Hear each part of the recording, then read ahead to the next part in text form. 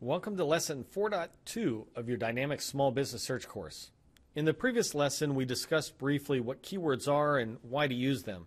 Now we're going to see how to identify your initial keywords.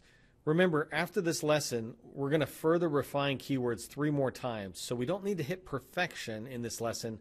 We just need to get our list started.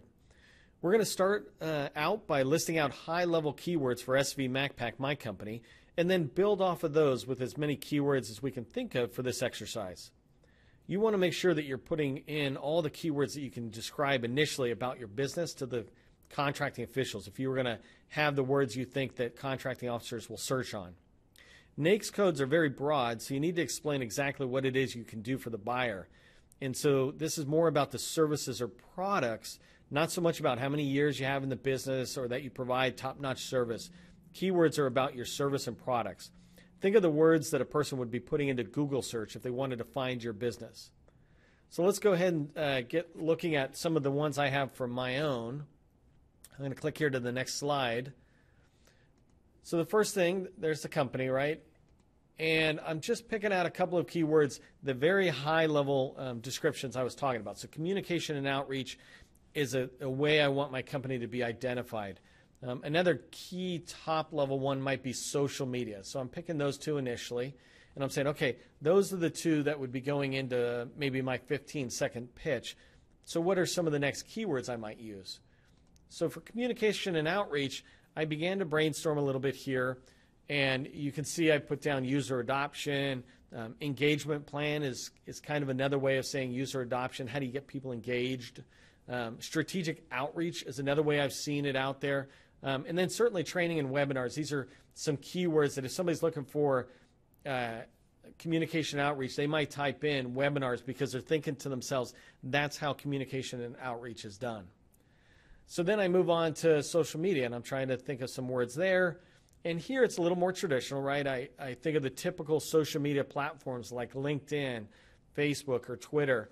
And then I was trying to reach out there a little more because I do video and audio type productions, and so maybe somebody would type in podcasts.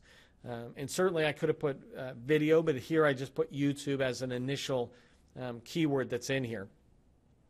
Now I'm looking at these two and I'm thinking to myself, there's one other area that I work on as it relates to communication and outreach, but it's not typically seen from a communication and outreach standpoint, and that's project communication or project management has a lot of communication.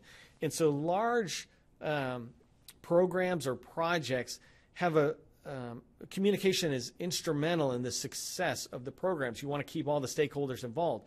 But that's often just thrown, in my opinion, it's often just thrown as an aside. And so I'm trying to tell my customers that communication and outreach should be a big part of project communication and perhaps even considered separately. So if I did a little more exercise here, I might describe some keywords related to project communication as like roadmaps. That's where I would I create these visual PowerPoint slides, a single slide that just lays out quarter after quarter or month after month, what are some of the things you accomplish. So then communication plan is a big part of a project plan. If you're in project management, you know that a project plan is inclusive of many other plans, like a risk management plan or in this case a communication plan. And then status updates. This is obviously it seems like that might be done by a project manager, but there's also these larger state updates that could be put out there, and I want to communicate to my customer that I'm really good at doing that, not just putting them out, but putting them out in a way that they get read and that people know what's going on with the project and their questions are being answered by the material we're putting it out there. So, so that's another set of keywords I have in there. You'll want to do this same exercise, obviously. So that concludes this lesson 4.2. Remember, stop here and update your own DSBS checklist with your own passive keywords. Just use a whiteboard, or you can do it in PowerPoint like I did, or just write it right down on the DSBS checklist paper. Go ahead and get that done. I'll see you in the next lesson where we're going to learn what keywords your competitors are using.